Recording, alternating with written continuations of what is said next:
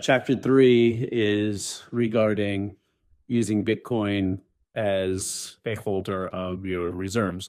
So what I'd like you to do is that every month you should be taking between 10 and 15%. I use 13%.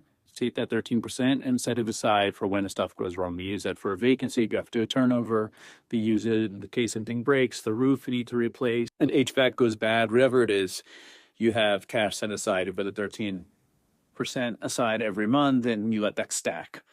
And by stacking it in Bitcoin, it's great because if you have your, 50% returns or whatever at the end of a year, you're good to go. You've got a lot of money stacked aside, and you don't have to take out debt to fix an HVAC or, scrape and pinch pennies together and pull blood out of stone and all that kind of stuff. So you avoid all the problems. Not having enough reserve has been our number one problem. So we made a mistake of buying C-class properties in the past and not having, we needed like $150,000 reserve account. This has been up to repurchase the partnership, and we didn't do that. So we were always scraping to get stuff done, and that's not the way to do it. If we would have had 150,000 in Bitcoin and had that growing along the way, we would have absolutely fucking killed it. It would have not have any stress. So that's the way to do it all the way. So take your 13%, have it set automatically to go into Swan Bitcoin, buy the Bitcoin, have it automatically stack, withdraw, and go into your cold storage. I use Trezor for cold storage. You can use NanoX, you can use whatever the hell you want. But that's it. It's a really simple process, and that is the point, to have that there. You go a year later, you're going to have major returns.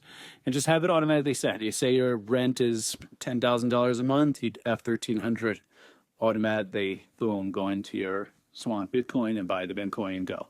And if you need to have it in a stop account, by MicroStrategy that we have leverage Bitcoin, saying the same thing over and over again. But these are really good points. So that's the future of this. Is companies that have Bitcoin treasury are really going to do well, where I think the other ones will get left behind. But don't get left behind till. Okay, the next thing, chapter 4. Chapter 4 is about using securities. So for long-term rentals, medium-term rentals, we collect securities. And what you're going to do, you're going to take the security and you're going to automatically hold it in Bitcoin. This is good because this avoids the problem of volatility in a short time horizon. You're naturally going to have a longer time horizon. And it also gives you peace of mind because you're holding the security.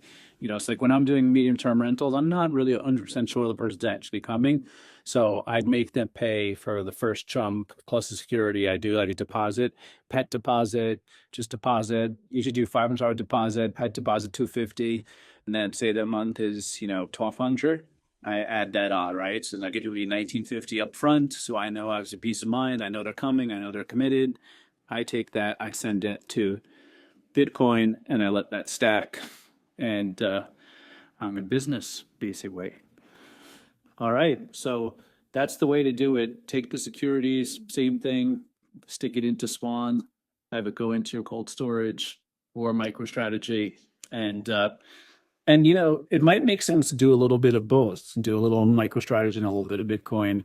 Or if your investors are, which I have some partners who don't want to put stuff in Bitcoin, so I tell them it can be to 50%, and they usually, yeah, that's fine. They want to make sure we don't go to zero, which I understand. I mean, everybody's risk tolerance is different. Your job is to build trust with everybody, so it definitely makes sense to be gentle with them. So that's how you do that.